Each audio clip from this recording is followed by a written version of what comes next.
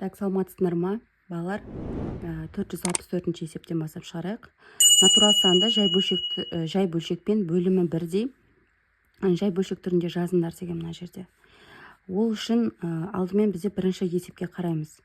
Яғни мына 7 деген санды біз жай бөлшек түрінде жазамыз. Яғни алымын бөліміне бөлген кезде бізде 7 шығу керек. Енді ол үшін балалар былай істесек болады. Оңай жолы. Мына санды мынаған көбейтіп жіберіп, сол санды 8-ге бөлгенде 7 шығады. Енді біріншісінде 7-ні 8-ге көбейтсек, бізде 56 болады. 56-ны біз 8-ге бөлсек 7 шығады.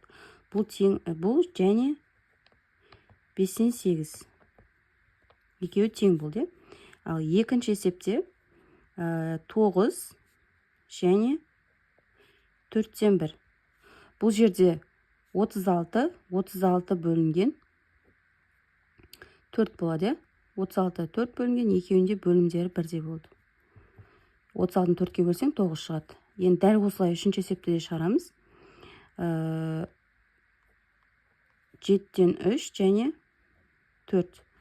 Бұл жерде де 28 бен 7 және 3-те 7 болып жазылады.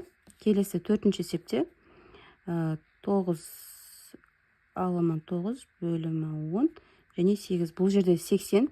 80-ді 10-ға бөлсек, яғни 10-нан 9. Екеуінде бөлшектің бөлімдері бірдей болды. Енді келесі 5-ші есепке қараймыз. 15 және 3. Бұл жерде де 150 болады. 150-ді 10-ға бөлсек, бізде 15-ке тең болады. Және 3 пен 10.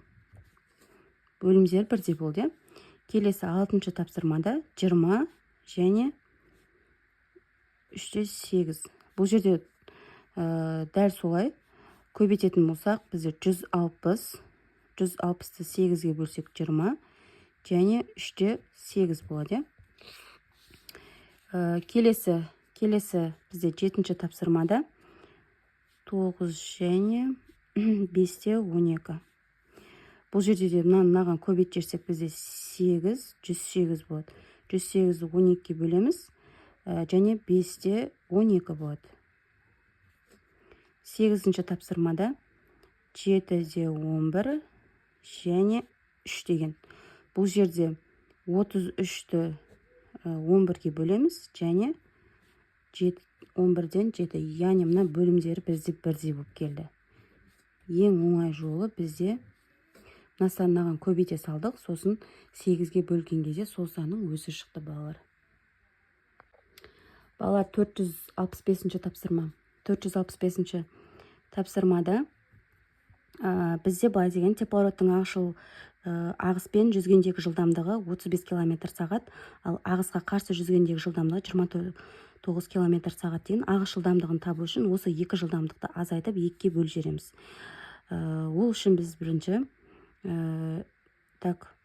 35-тен 29-ды азайтып, оны 2-ге бөлсек, бізде неше шығады? 3 шығады. 6 болады. 6-ны 2-ге бөлсек 3 болады. Бұл біріншісі.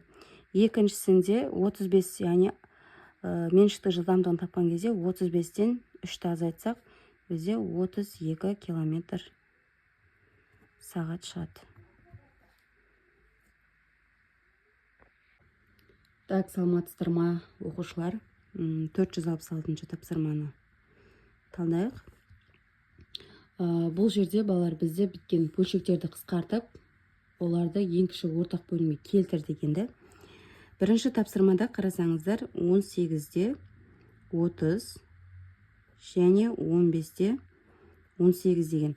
Екеуінде бірдей санға қысқартатын болсақ, біз 6-ға бөлеміз. 6-ға бөлсек, бізде 3 пен 5 болады. 6-ға бөлсек. Ал 15 пен 8 екеуін 3-ке бөлсек, 5 пен 6 болады. Енді екеуіне ортақ бөлім бізде 30 болады да, мынаған 6-тан берем, мынаған 5-тен берем. Сонда бұл жерден асты 30, үсті 18 болады. Ал екіншісінде 25 және 30 болады, балалар. Екінші есепке қараймыз. Екінші есепте 28 бен 40 және 10 мен 45. 28 мен 40 екеуі бізге нешеге бөлінеді балалар?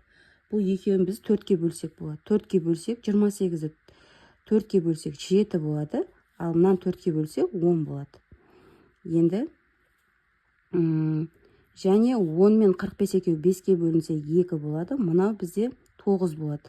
Ортақ бөлім екеуіне 90 болады да, мынаған 9-дан, мынаған 10-нан берем. Сонда 10-нан берсем, бөлшектің бөлімдері 90 болады да, үсті 63, екіншісінде 20 алымы бөлімі 90 болады. Үшінші тапсырма. Үшінші тапсырмада 49-да 105 және 27 мен 36 балар.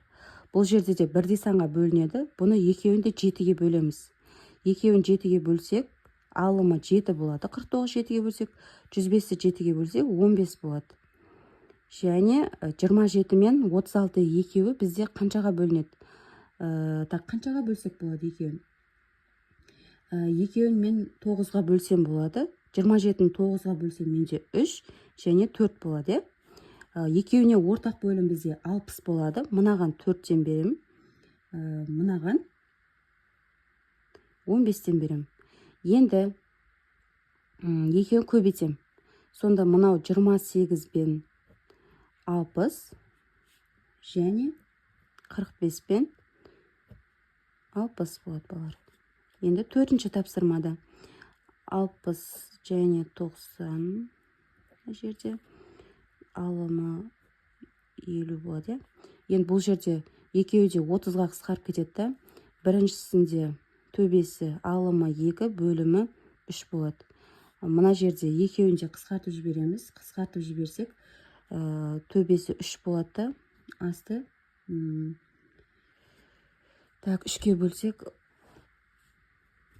10 бола ма? Мына жерде 10 болады. 5-ке бөл жеріміз. Бұл жерде 5-ке бөл жерген кезде осындай шығады. Екеуіне ортақ бөлім бізде 30 болады. 30-ды аламыз да, мынаған 10-нан береміз да, мынаған 3-тен береміз. Сол кезде 20 және 30. Мына жерде 9 және 30 болады бізде балар. 5-ші тапсырмада 20-дан 10, 8-ден 24 және 9 45. Мына менен қысқарт жерсек, 10-ға бөл жерсек, бізде 2-ден 1 келеді. Екіншісі 3-тен 1 келеді. 24-ті 8-ге бөлсек 3 емес пе бізде? 45 9-ға бөл жерсек, бізде 9 болады да, бөлгіштері. Сонда 1 бөлінген 5 болады. Үшеуіне ортақ бөлім бізде қанша болады? 30 болады. 30-ды 2-ге бөлсек қанша болады бізде? 15. 30-ды 3-ге бөлсек 10, ал мынаған 6 болады.